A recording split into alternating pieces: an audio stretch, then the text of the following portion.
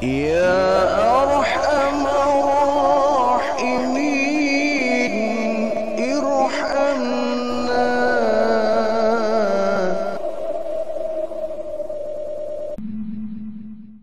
Ada kalanya manusia itu dia lebih pandai bersyukur ketika dia dalam kondisi yang serba kekurangan. Dan banyak pula orang yang ketika diberikan kekayaan, dia lupa bersyukur kepada Allah. Dia ingkar dengan nikmat yang begitu banyak. Sehingga kemudian hartanya, kekayaannya menyebabkan dia jauh dari Allah Subhanahu wa ta'ala. Kita ingin agar Allah memberikan anugerah kepada kita, kekayaan, harta benda, materi. Kita berharap semoga itu menjadi sebuah media untuk mendekatkan diri kita kepada Allah Subhanahu wa ta'ala. Bukan justru harta benda yang kita miliki memalingkan kita akan perintah Allah Subhanahu wa ta'ala. La in syakartum la azidannakum. Siapa yang mensyukuri nikmat Allah, maka nikmat akan ditambah. Wala in kafartum inna adzabi lasyadid. Tetapi yang tidak mau bersyukur kepada Allah, pasti nikmat akan berubah menjadi azab. Ada satu kisah yang sangat berharga ya bagi kita. Bagaimana kita mensyukuri nikmat Allah Subhanahu wa ta'ala. Salah satu sahabat baginda Rasulullah sallallahu alaihi wasallam, ada yang bernama Tha'labah bin Hasib. Tha'labah adalah salah satu sahabat baginda Nabi yang sangat disiplin dalam melaksanakan ibadah. Walaupun kondisi ekonomi rumah tangganya sangat minim dan terbatas, tetapi tidak menyebabkan Tha'labah ini dia berkurang ibadahnya kepada Allah Subhanahu wa ta'ala. Jadi Tha'labah ini sahabat yang sangat dekat dengan baginda Rasul. Ibadahnya luar biasa. Disiplinnya dalam melaksanakan ibadah kepada Allah patut diacungkan jempol. Kalau sahabat yang lain ketika adzan baru datang, Tha'labah ini belum adzan sudah datang. Di mana ada ta'lim, ada halaqah, di situ Tha'labah pasti ada. Pendeknya, di mana ada Rasulullah, di situ pasti ada Tha'labah. Luar biasa ibadahnya. Hanya saja yang menyebabkan baginda Rasul penuh dengan tanda tanya dan heran, Tha'labah ini dia paling cepat datang ke masjid, tapi paling cepat pula dia pergi dari masjid. Datangnya paling cepat, pulangnya juga paling cepat. Ini yang kemudian Rasulullah heran, Tha'labah ini kenapa? Kalau sahabat yang lain selesai berjamaah, ada yang sibuk zikir, ada yang sibuk wirid, ada yang sibuk berdoa, ada yang sibuk baca Al-Quran. Tapi tidak dengan Tha'labah. Selesai dia berjamaah, salam, langsung pulang. Selesai sholat, langsung pulang, langsung pulang. Tidak zikir, tidak wirid, tidak doa. Baginda Nabi pun penasaran ya, kenapa Tha'labah ini kok begitu? Datangnya paling cepat paling dulu, pulangnya juga paling cepat paling dulu. Akhirnya baginda Rasulullah mengajak berbincang-bincang Tha'labah ini. Wahai Tha'labah, labaik ya Rasul. Kau ini kok seperti orang munafik. Kau ini seperti burung dalam sangkar. Kayak nggak betah dalam masjid. Kau seperti orang munafik yang tidak merasa nyaman dalam masjid. Terus terang aku acungkan jempol. Salut sama kamu. Belum adzan sudah datang. Belum adzan sudah datang. Disiplin. Cuma kenapa kamu selesai sholat langsung pulang? Nggak zikir, nggak wirid, nggak doa. Apa nggak penting zikir, wirid dan doa? Ditegur semacam ini, Tha'labah kemudian bilang, ya Rasulullah, maafkan saya.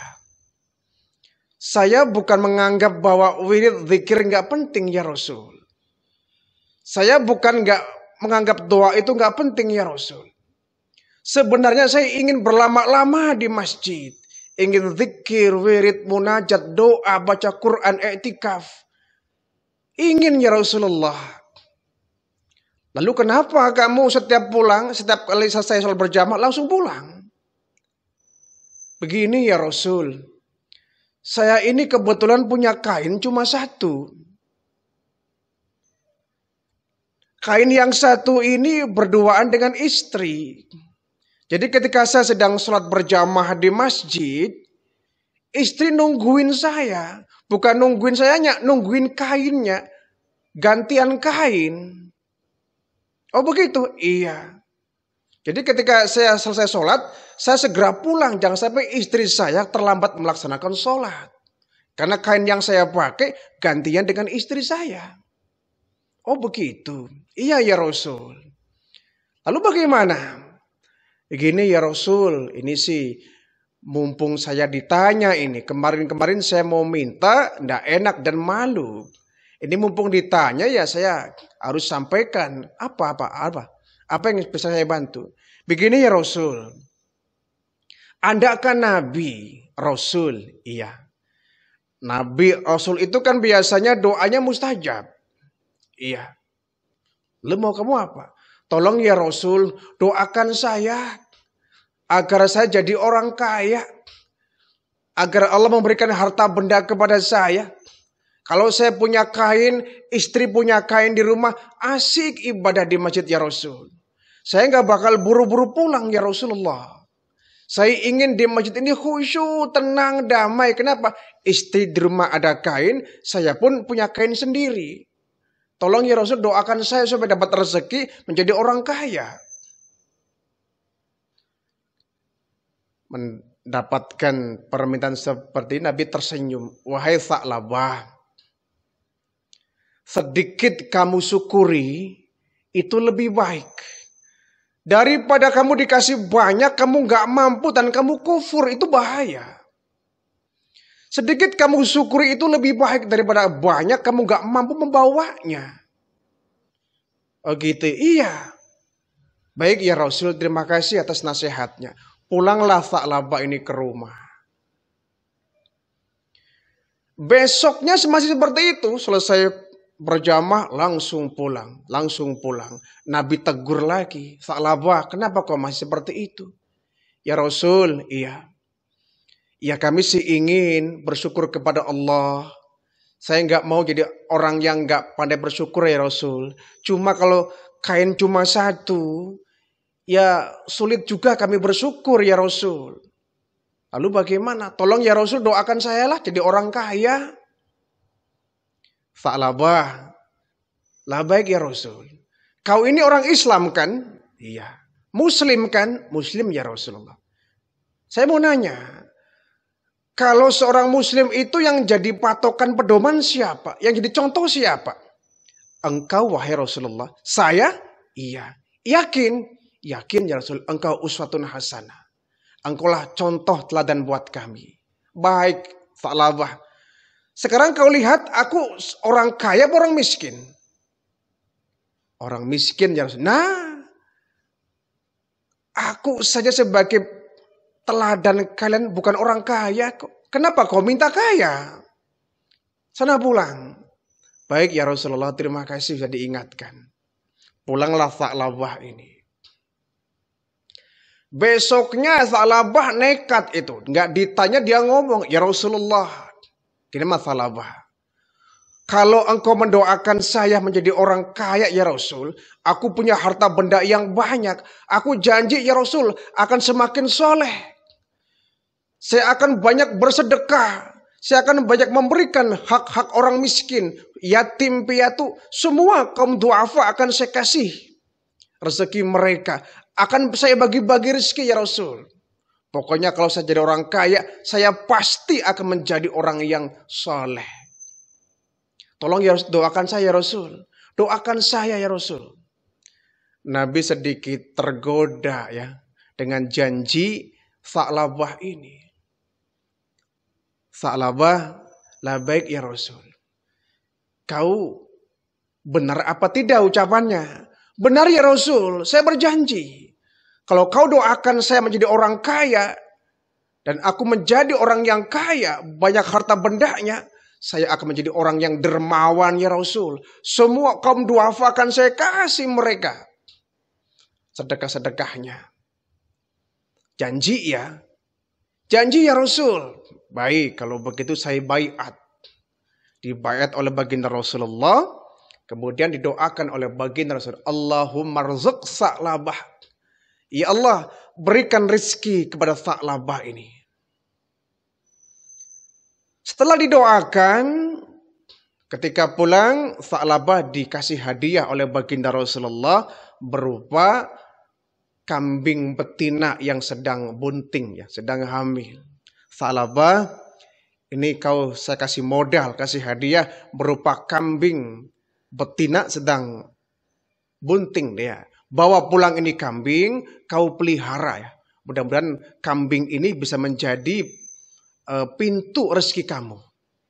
Pelihara dengan baik, mudah-mudahan kambing membawa berkah. Baik ya Rasul, terima kasih ya Rasul. Dibawa itu kambing pula, dipelihara, kemudian melahirkan. 1 menjadi 2, 2 menjadi 4, 4 menjadi 6, 6 menjadi 10, 10 menjadi 15, berkembang, semakin banyak kambing Sa'labah. Semakin banyak perkembangan kambing Sa'labah ini. Akhirnya Pak Sa'labah mulai itu terlambat datang ke masjid. Yang semula belum azan dia sudah datang ke masjid, kali ini qomat dia baru datang. Mulai kocar-kacir Sa'labah. Semakin lama semakin hari itu kambingnya semakin berkembang pesat ya. Berkembang biak banyak luar biasa. Akhirnya dia mengembalanya sampai ke tempat yang jauh. Sampai di luar kota Madinah. Akhirnya datang mulai terlambat sholat. Dia masbuk ya. Sahabat sudah rokat kedua ketika dia baru datang. Mulai terlambat sholatnya, mulai terlambat. Kambingnya semakin banyak. Lama-lama dia sudah nggak nampak di masjid itu. Nabi bertanya, ini Sa'labah kemana ini? Kok dia sering menghilang ini? Sering nggak ada di masjid, kemana dia? Ya Rasul, iya. Sa'labah sekarang sukses, kambingnya semakin banyak. Dia mengembalanya sampai keluar kota. Sehingga dia nggak sempat berjamaah dengan kita. Kata Rasulullah, waduh kalau begitu celaka Sa'labah. Celaka dia. Sampai 5 waktu pun maghrib, isya, subuh, zuhur, asar nggak kelihatan itu. Hanya 1 minggu sekali kalau hari Jumat saja Jumatan. Semakin lama semakin pesat perkembangannya. Sa'labah menjadi orang yang sangat kaya raya. Kambingnya sudah tidak terhitung lagi jumlahnya, ribuan ekor. Berubah Sa'labah jadi orang yang miskin menjadi orang yang sangat kaya. Miliarder lah kalau zaman sekarang mungkin ya. Jadi seorang yang hartawan, artinya melimpah ruah itu. Sudah mulai lupa dia dari masjid ya. Jumat pun sudah nggak kelihatan itu. Paling-paling sholatnya setahun 2 kali. Idul Fitri sama Idul Adha ini. Sholat tahunan itu. Sampai Idul Fitri pun Idul Adha nggak kelihatan. Hilang sama sekali Sa'labah ini. Semakin kaya, semakin sukses, semakin maju usahanya. Harta bendanya melimpah ruah. Lupalah dia dengan janjinya. Nah satu hari ketika datang waktunya di mana umat muslim ini harus bayar zakat. Akhirnya baginda Nabi mengutus salah seorang sahabat. Kamu datang ke Sa'labah, dia kan sekarang jadi orang kaya kan, kambingnya banyak. Minta zakat darinya. Baik ya Rasulullah. Datanglah ini utusan dari baginda Rasul menemui Sa'labah. Sa'labah, ada apa kamu? Ya, saya kesini atas permintaan Rasulullah. Mau apa? Mau minta kewajibanmu berzakat. Zakat? Iya. Cuma gitu aja kamu ke sini? Iya. Udah gampang, nanti saya ke sana. Kamu nggak usah ngambil zakat, biar saya yang bayar sendiri. Saya akan menghadap kepada Rasulullah. Baik, Sa'labah. Pulanglah itu utusan ya. Pulang ini utusan menghadap ke Rasulullah. Ya Rasulullah, bagaimana? Iya, udah saya sampaikan pesanmu untuk bayar zakat ke Sa'labah ini. Cuma dia bilang, udah gampang nanti saya yang akan datang langsung di hadapan Rasulullah. Baik kalau begitu, ditunggu oleh baginda Rasul. 1 hari, 2 hari, 3 hari. Enggak juga muncul. Datang lagi nih utusan menemui Sa'labah. Sa'labah, katanya kau datang mau menemui baginda Rasulullah untuk bayar zakat. Mana janjimu? Iya, tenang, saya nggak bakal lupa kok. Saya pasti akan datang menghadap baginda Nabi. Kau nggak usah bawel, nggak usah bolak-balik ke sini. Nanti saya ada waktu kesempatan, ada luang, saya akan menghadap baginda Rasul untuk bayar zakat. Baik, ini pulang lagi ini putusannya. Sampai 3 kali pun tetap menolak. Tetapi Sa'labah ini ditunggu sampai beberapa hari nggak muncul juga di hadapan baginda Rasulullah. Akhirnya turunlah teguran dari Allah, turun wahyu At-Taubah ayat 75-76. Wa minhum man ahadallahu la in atana min fadlihi. Di antara mereka ada yang berjanji kepada Allah bahwa ketika Allah akan memberikan anugerah kepadanya, dia akan memberikan sedekahnya kepada fakir miskin. Dia akan berjanji memberikan sedekah. Walakunna minas salihin, dan juga berjanji akan menjadi orang yang saleh. Falamma atahum min fadlihi. Ketika Allah memberikan apa yang mereka minta, Allah berikan anugerah, bakhilu bihi, mereka menjadi orang yang bakhil.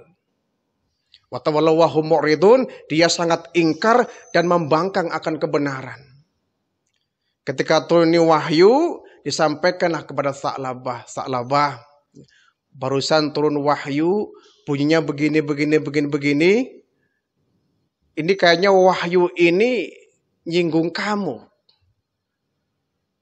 Di antara mereka ada yang berjanji kepada Allah bahwa mereka kelak ketika Allah memberikan anugerah akan menjadi orang yang saleh, akan menjadi orang yang ahli sedekah.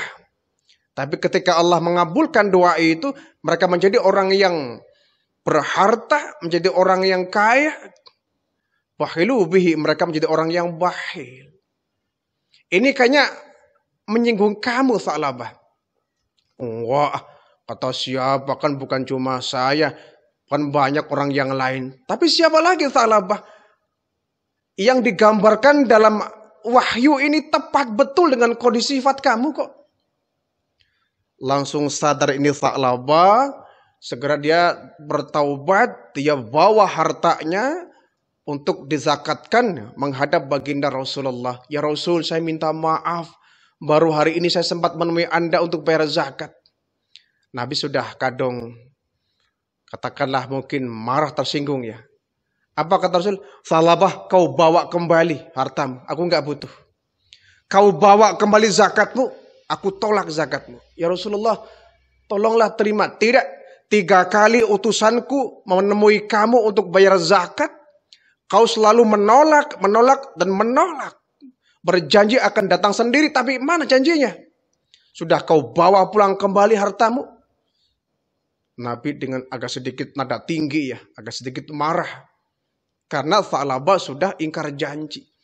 Dulu waktu masih miskin, ngerengek, minta didoakan akan menjadi orang yang kaya. Berjanji akan bersedekah, akan jadi orang yang dermawan. Ketika sudah terlaksana menjadi orang yang kaya, lupakan janjinya. Nabi tolak zakatnya. Bawa pulang kembali Sa'labah. Akhirnya sampai baginda Rasulullah wafat ya. Singkat cerita, baginda Rasul wafat. Kemudian ada pergantian kepemimpinan dari baginda Rasul oleh Abu Bakar Siddiq. Di zaman Abu Bakar Siddiq, Thalabah pun kembali bawa zakatnya. Wahai Abu Bakar, terimalah zakat ini. Kata Abu Bakar, enggak mau saya. Kok enggak mau? Lah wong Rasulullah aja menolak kok. Baginda Rasul menolak. Mana mungkin saya bisa menerima apa yang ditolak oleh baginda Rasulullah. Dibawa pulang kembali itu zakatnya. Singkat cerita, Abu Bakar meninggal dunia, diganti oleh Umar bin Khattab. Kembali ini Tha'labah membawa zakatnya. Wahai Umar bin Khattab, tolonglah terima zakat saya. Enggak, saya nggak mau nerima, maaf saja. Bawa kembali nih harta kamu. Kenapa? Mana mungkin saya nerima zakat kamu sementara Rasulullah, Abu Bakar Siddiq, mereka orang-orang yang hebat, orang yang dekat dengan Allah pun menolak zakat kamu. Lalu ngapain saya nerima zakat kamu? Bawa pulang kembali zakat kamu. Nah akhirnya mulailah kebangkrutan dialami oleh Tha'labah sampai puncaknya pada pemimpinan Utsman bin Affan. Tha'labah betul-betul dikembalikan oleh Allah dalam kondisi dia orang miskin kembali. Ini patut menjadi sebuah iktibar bagi kita, bahwa ketika kita menjadi orang yang orang yang fakir, orang yang miskin, kita menjadi hamba Allah. Nah, saat Allah merubah kondisi kita menjadi orang yang berada, orang yang berharta, jangan sampai iman kita luntur, jangan sampai penghambaan kita kepada Allah menjadi terbalik ya. Jangan sampai kita justru lupa akan perintah Allah, berpaling dari seruan Allah.